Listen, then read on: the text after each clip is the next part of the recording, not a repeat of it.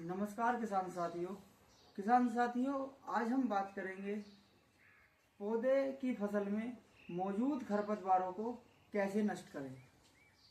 अगर हम अपनी फसल से इन खरपतवारों को नष्ट ना करें तो ये बहुत ही तेजी से अपनी फसल में ग्रोथ करते हैं और हमारी जो फसल होती है उसे दाब लेते हैं, उसका ब्यात कम हो जाता है, उसकी बढ़वार रुक जाती है।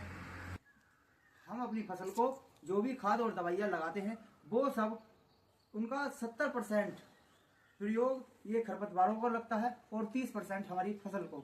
यदि हम अपनी फसल से इन खरपतवारों को नष्ट कर देंगे तब हमारी फसल में हम जो भी प्रोडक्ट यूज करेंगे उसका 100% लाभ हमारी फसल को मिलेगा। हमारी फसल लहराएगी और बहुत ही शानदार चलेगी। आज हम इसी मुद्दे पर चर्चा करेंगे। किसान साथियों, फसल से मोथा और अन्य सभी खरपतवारों को नष्ट करने के लिए आज हम आपको एक बहुत ही अच्छा और शानदार टेक्निकल किसान भाइयों को बताएंगे। जो आज हम एक ऐसे ही टेक्निकल की पूरी जानकारी आप सभी किसान भाइयों को बताते हैं। ये वो टेक्निकल है, इसका नाम है सल्फोसल्फ्यूरान। अब बात करते हैं इसकी डोज की, प्रयोग विधि की और कब कैसे हमें इसे अपनी फसल में प्रयोग करना है और इसकी कोई साइड इफेक्ट हमारी फसल में देखने को मिलेगा या नहीं मिलेगा। अब आपको इस प्रोडक्ट की संपूर्ण जानकारी मैं अपने किसान भाइयों को बताता हूँ।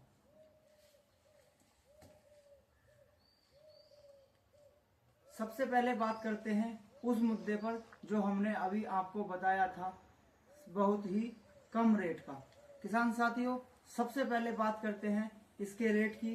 तो ये 1 एकड़ का इसका खर्चा रहेगा आपका मात्र 250 रुपये। यदि आप अपने पौधे की फसल से मोथे को नष्ट करने के लिए मार्केट से कोई भी अन्य दवाई खरीदते हैं तो वो कम से कम आपको 800 रुपये से ऊपर मिलेगी, लेकिन ये मात्र 250 रुपये का प्रोडक्ट है और आपकी 1 एकड़ की फसल को बिल्कुल सुरक्षित और बहुत ही अच्छे ढंग से लाभ देगा। अब बात करते हैं इसकी डोज की।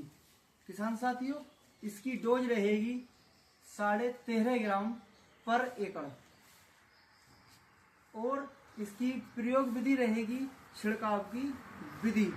और इसको प्रयोग करने का पौधे में जो सही समय है वो है 1 महीने का पौधा होने के बाद।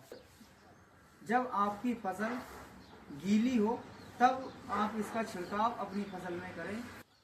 यदि आप इसका छिड़काव सूखे खेत में करते हैं तब आपको इसका कोई भी लाभ आपकी फसल में नहीं मिलेगा। आपको ये सही ढंग से और सही तरीके से लगाना है।